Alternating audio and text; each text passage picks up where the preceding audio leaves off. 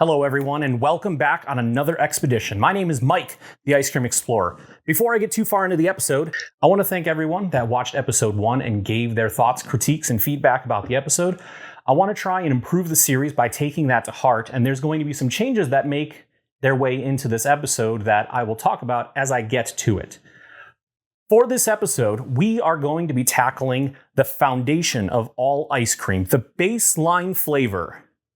Plain ice cream. Okay, it's called vanilla ice cream.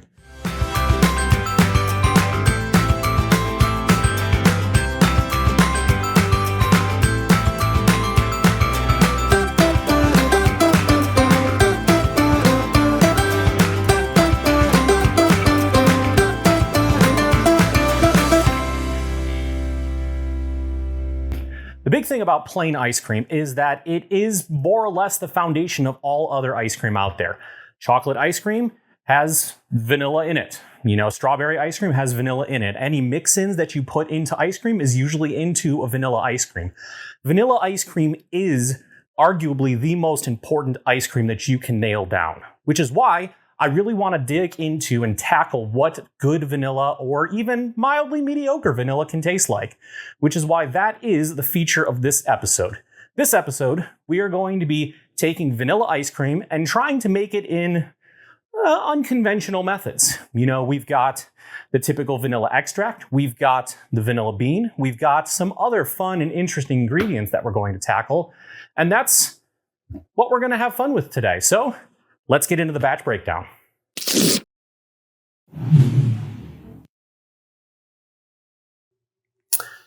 This is the vanilla bean. The vanilla bean is what vanilla is derived from, whether it be vanilla extract, vanilla bean ice cream, or some of the other flavors that we are going to be using today.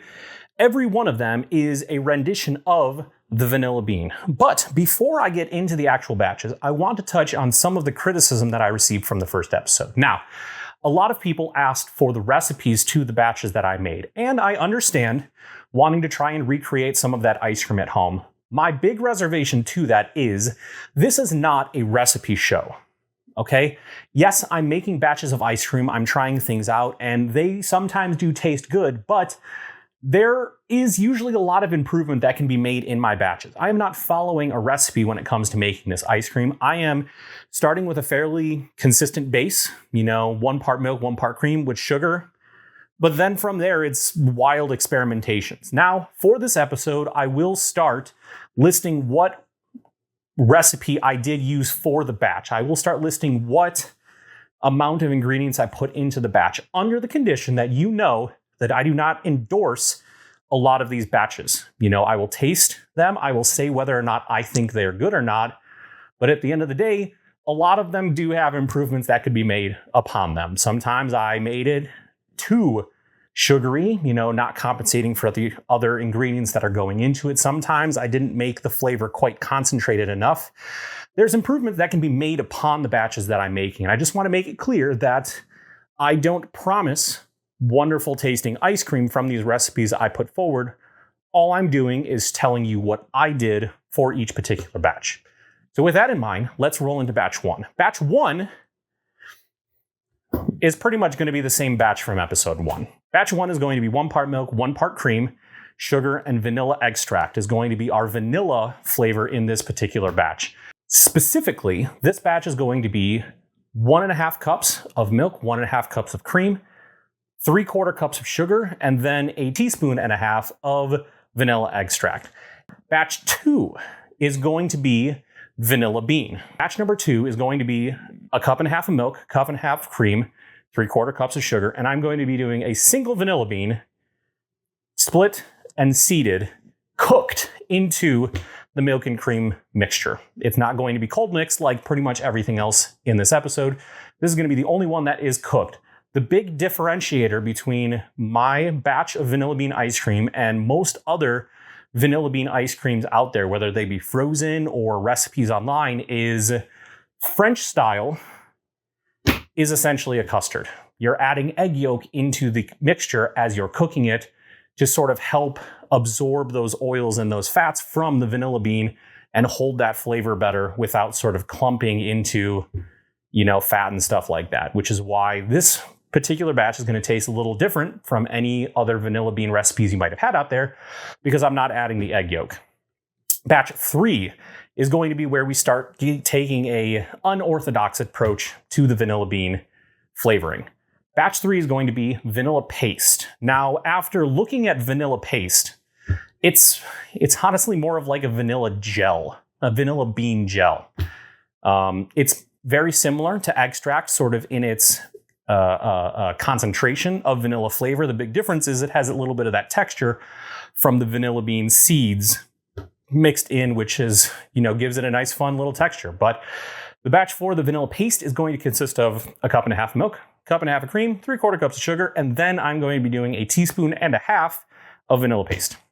Batch 4 is going to be vanilla powder. Vanilla bean powder is the vanilla bean that is dehydrated and ground up, the entirety of it. That consists of the actual bean as well as the seeds that's in it, which is going to be the only vanilla ice cream that I make today that has that actual bean in the ice cream mix. A lot of the other recipes draw out the oils from the vanilla bean or use the seeds to sort of give a lot of that vanilla flavor. Vanilla powder takes the entire vanilla bean. So batch 4 is going to be a cup and a half of milk, cup and a half of cream, 3/4 cups of sugar, and I'm going to do 2 tablespoons of vanilla powder, plus a couple extra teaspoons because I didn't know if it needed it or not. And I'd rather err on the side of a little more vanilla than not enough vanilla to get that taste. Batch 5 is where things are going to get a little fun, because batch 5 is going to be vanilla syrup. That's right, the syrup that you get at any coffee place. Whenever you order your coffee and you want pumps of vanilla, that's what I'm putting in my ice cream. Now, the big thing that I needed to take into consideration when using vanilla syrup is that simple syrup is just water and sugar. Obviously, the vanilla syrup is going to have the vanilla flavoring in it, but I need to be conscious of the fact that I am essentially watering down my vanilla mixture whenever I put more syrup into it. So I'm going to try maintaining the same recipe that I did for the other batches. So that's a cup and a half of milk, cup and a half of cream, 3/4 cups of sugar, and then I'm going to be doing 10 pumps of vanilla syrup. Now that I think about it, I don't actually know how much 10 pumps is, but I'll add it in the graphic right here. Batch 6 is going to be vanilla creamer. That's right.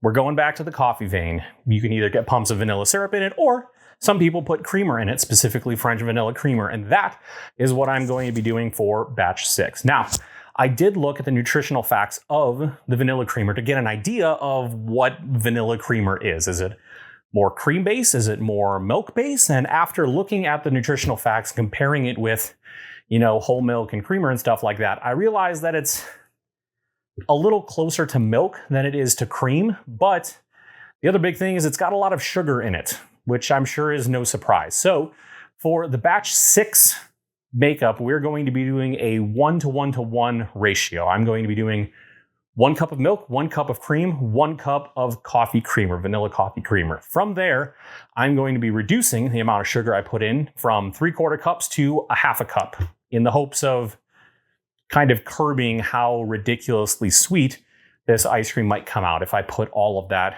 sugar into the last batch. But that's our batches. Let's get into the ice cream making.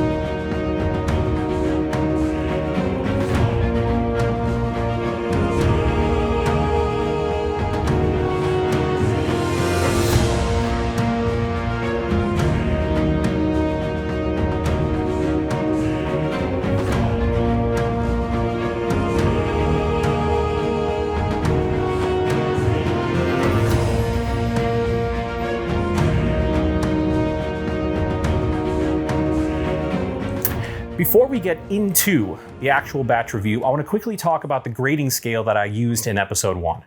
I'm not doing that for episode 2. And the reason for that is that system was meant to compare recipes to recipes. And in episode 1, that made sense because I was using fairly standard recipes and comparing them to each other. But now that we move into episode 2, I'm not using recipes for most of these batches. You know, there aren't a lot of recipes online for coffee creamer ice cream. I haven't found any recipe for vanilla syrup ice cream. I haven't found recipes for vanilla powder ice cream. And so all of this stuff is purely experimental. I'm trying to make batches that are similar, that use the different ingredient to sort of understand what that ingredient is. But what that means is the grading scale doesn't really do anything for these particular episodes because all of these recipes are by nature imperfect, because I'm not trying to make a perfect recipe, I'm trying to understand the ingredient that I'm using. So for this particular episode, I'm not going to be using the grading scale that I used in episode 1. I'm simply going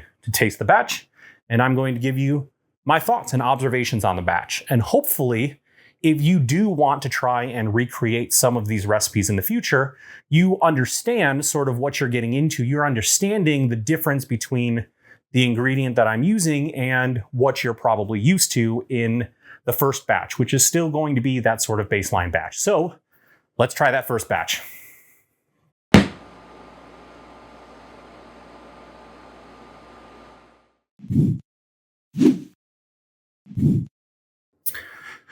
So as I was saying, this is our baseline batch. This is the one that most of you probably are used to if you've had vanilla ice cream before. This is just vanilla extract. And that's the thing about it, is it tastes like what I'm used to tasting. It's exactly what I expected to taste when I tasted this. And the big thing about vanilla extract is comprised by taking a bunch of vanilla beans and soaking them in alcohol to try and draw out that vanilla flavor into, you know, its sort of extracted, concentrated form. And so that's one of the things about extracts in general, is sometimes if you use too much extract, you get a little kick kind of at the end of it, a bit of an artificial flavor, because that's kind of some of that residue, you know, alcohol, I like to believe, that sort of gets you that nice little kick sometimes. And so, you know, if you want to try to avoid that, the best you can do is just use a little bit less vanilla. But again, this is pretty much what you would expect. If you've had vanilla ice cream before from, you know, the grocery store, a frozen, you know, pint of ice cream, this is very comparable. There's not really too much to note about it because it's everything that I've had before. So let's move on to batch 2, where things start getting interesting.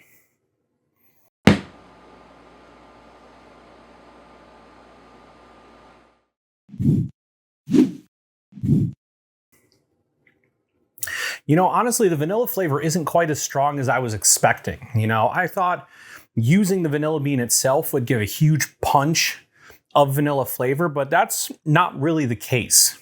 You know, yeah, it's a little bit smoother, but that's also because I had to cook the mixture in order to sort of, you know, draw out the vanilla flavor. So the sugar is sort of blended into the mixture, which we learned, you know, in episode 1 does make things slightly smoother.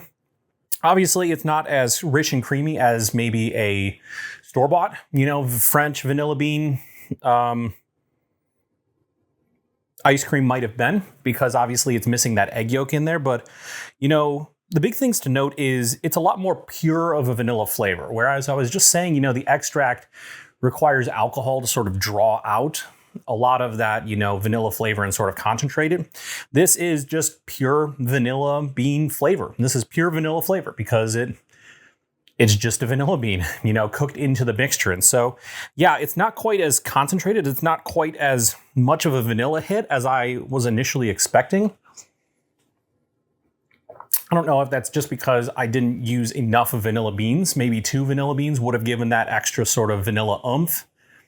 Or if I didn't cook the mixture long enough, simmer the mixture, the vanilla bean into that mixture. But the other big thing to note is, again, the French vanilla, if I made this with that egg yolk, is one of the big things that we learned in episode 1 is that egg yolk sort of takes out a bit of that flavor concentration. It sort of absorbs, a bit of that flavor, I would say. And so the thing is if I were to have made this with the egg, I think it would be a very subtle vanilla flavor. And it's not that that's a bad thing, but, if you're really feeling a, thirst for that vanilla flavor, you may need to go a little bit heavier on the vanilla bean for something like this.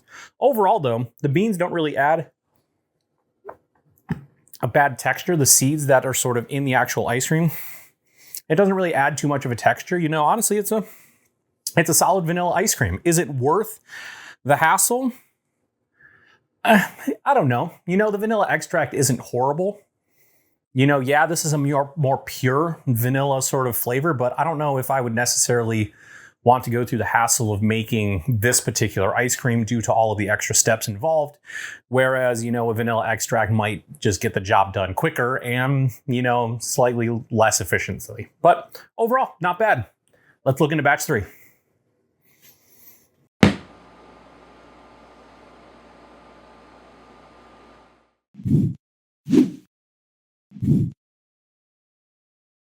So I would say this is mostly comparable to vanilla extract. Again, I'm getting a very slight hint of that sort of kick, that sort of acidity that comes from, trying to extract the flavors with that alcohol. But I'll be honest with you, I think this batch missed the mark a little bit. There's not a ton of vanilla punch that sort of comes through.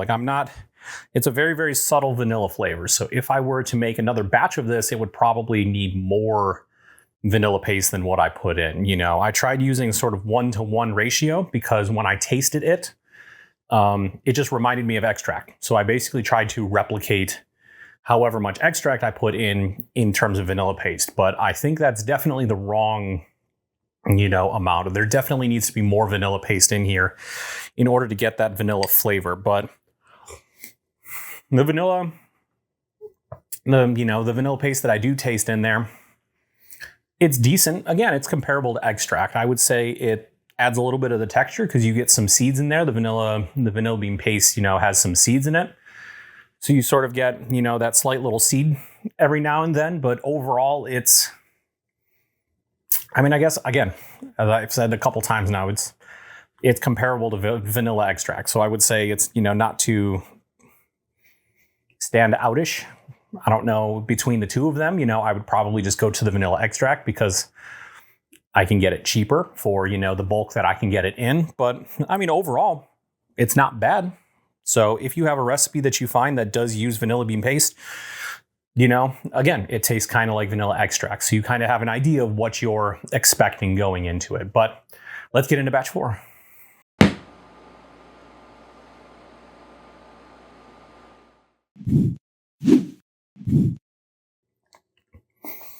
This is a very unconventional vanilla flavor.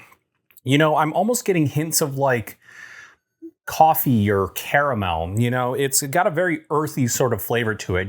I get that. I taste vanilla, but right off the bat, I don't know if I would define it as a vanilla taste.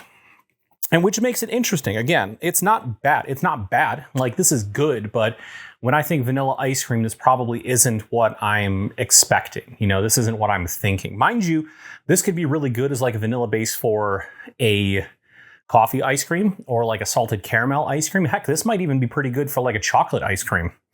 Again, it's got some great flavor to it.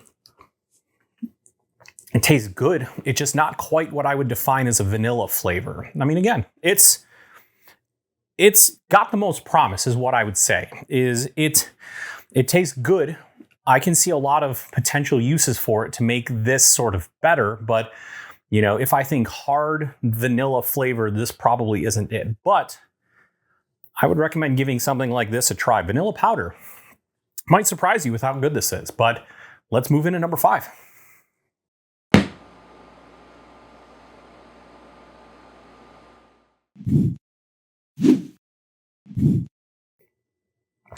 Yeah, my fear came true. One of the big things is that since I'm pumping water directly into the mixture through the vanilla syrup, it's definitely got a watery sort of texture. You can definitely taste some more of the ice crystals compared to the other stuff. It's not as creamy. But the other big thing is, I don't know if 10 pumps is enough. Like, I'm barely getting any vanilla flavor in this. And so, like, I would need to add more pumps to it, but then I would definitively have to lean more towards the cream. I would have to reduce the amount of milk that I put in, put more cream in to sort of compensate for that, which I think would bump up, it might bump up the richness a little bit too much. Like, I don't know, like this isn't great. You know, the amount of vanilla that's in the vanilla syrup isn't concentrated enough. So if I were to make ice cream with it, I would need exponentially more of it in there. Like maybe another 10, 12 pumps, which I think is really going to throw off the other creamy sort of texture that you hope for in ice cream. Sure, you might be able to get that vanilla concentration into the ice cream, but at that point, you're mixing water with cream, like heavy whipping cream. And so I don't know.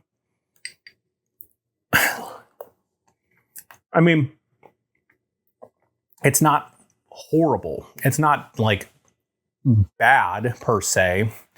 I think you could make, a decent ice cream with it, but at that point, is it really worth making it when you can just make vanilla extract or, vanilla powder, honestly? You can make a different vanilla ice cream that will just taste better, require less work, and, overall just be good. Again, there's potentially promise in here, but probably not something that I'm going to be exploring going forward. Let's check out the final batch.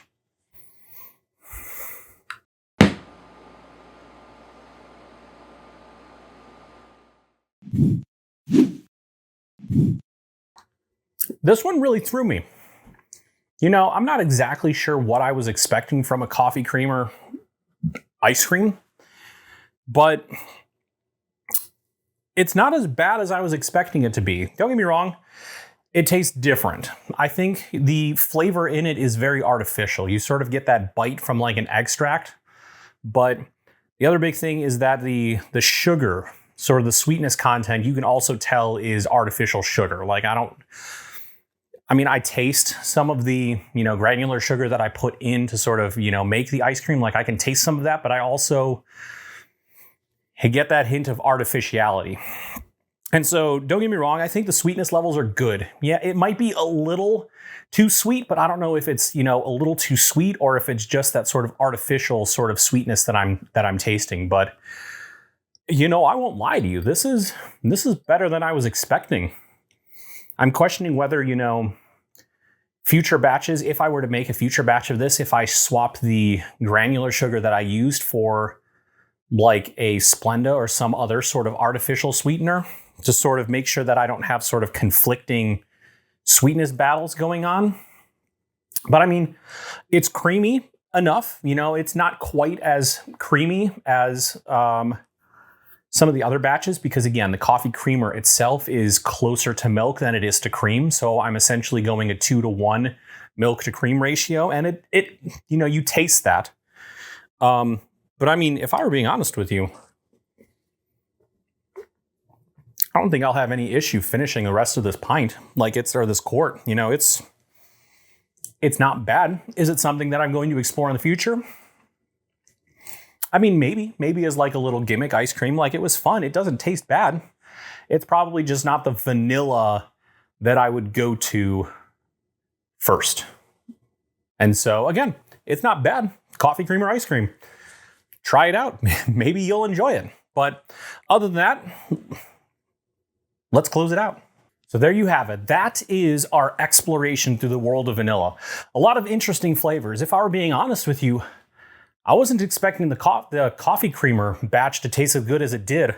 I think that vanilla powder has a lot of potential, but overall, if I were to go back to any one of these, truthfully, I would probably do extract a lot. That sort of aftertaste that you might experience if you put too much in, I think, is a very pure and concentrated vanilla flavor without too much extra hassle when it comes to creating it. But overall, it's a lot of great stuff.